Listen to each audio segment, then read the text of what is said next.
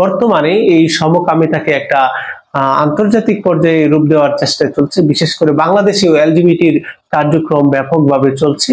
বিভিন্ন নারীবাদীরা, বিভিন্ন এনজিওর মানুষেরা এটাকে ব্যাপকভাবে আমাদের সামনে উপস্থাপন করছে, বিভিন্ন নামে, বিভিন্ন কৌশলে, বিভিন্ন ছন্দে সেগুলো উপস্থাপন করা হচ্ছে।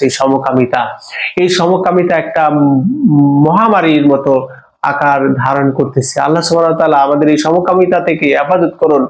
এই সমকামী একটা যে অপরাধ, সেটা আমাদের সবাইকে বুঝার তৌফিক দান করুন। এই এনজিওদের ভয়াল থাবা থেকে পশ্চিমা বিশ্বের, ইউরোপ, পশ্চিমা বিশ্ব তারা মিলিয়ন মিলিয়ন টাকা বাংলাদেশে ইনভেস্ট করছে এই সমকামিতাকে প্রমোট করার জন্য। এগুলো থেকে আমাদের হেফাজত করুন, সবাই যেন বুঝতে পারি সেই তৌফিক দান করুন। তৃতীয় নাম্বার ব্যক্তি যাদের সাথে আল্লাহ সুবহানাহু ওয়া তাআলা তাকাবেন না, কথা বলবেন না, যারা মদে অভ্যস্ত, যারা নেশাগ্রস্ত, নেশা করে। মদ, আগেরকার সময় মদ ছিল, বর্তমানে মদ ছাড়াও আরো নেশার বিভিন্ন উপকরণ রয়েছে। মদ, গাঞ্জা, ফেন্সিডিল, ইয়াবা, আরো বিভিন্ন ধরনের, সকল ধরনের এই নেশায় অভ্যস্ত যারা, তাদের সাথে আল্লাহ সুবহানাহু ওয়া তাআলা কিয়ামতের দিন কথা বলবেন না। এজন্য কোন ধরনের নেশা নয় ভাই, আল্লাহকে ভয় করুন, এগুলো ছেড়ে দিন। পিতামাতাকে প্রহারকারী, এমন নাদান কিছু মানুষ আছে যে বাবা মাকে প্রহার করে, স্ত্রীকে খুশি করার জন্য বা অন্য কোনো কারণে বাবা মার উপর হাত তোলে।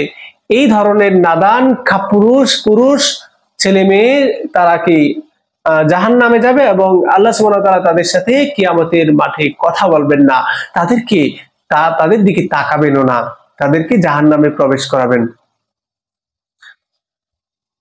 তারপরে প্রতিবেশীকে নিপীড়নকারী, অনেকে আছে যে প্রতিবেশীকে অত্যাচার করে, প্রতিবেশীরা তার অত্যাচারে থাকতে পারে না। প্রতিবেশী যারা আছে তার নির্যাতন, কষ্ট সহ্য করতে হয়, এরকম ব্যক্তি, সে তার জন্য এই ঘোষণা, সে আল্লাহ সুবহানাহু ওয়া তাআলা তাকে কিয়ামতের ময়দানে পবিত্র করবেন না, তার দিকে তাকাবেন না এবং তাকে ক্ষমাও করবেন না। প্রিয় ভাইরা, তারপর হচ্ছে প্রতিবেশী স্ত্রীর সাথে পরকীয়াকারী। এটাও সমাজে বর্তমানে ভয়াল রূপ ধারণ করেছে।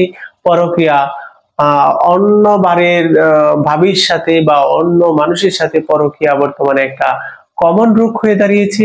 এটাও যদি কেউ করে, আল্লাহ সুবহানাহু ওয়া তাআলা তাকে কিয়ামতের দিন তার দিকে তাকাবেন না, তাকে পবিত্র করবেন না। এই যে 7 শ্রেণীর মানুষ, এই কাতারে যদি আমরা কেউ থেকে থাকি, আল্লাহর কাছে আজকেই তওবা করি এবং এগুলো থেকে আমরা ফিরে আসি।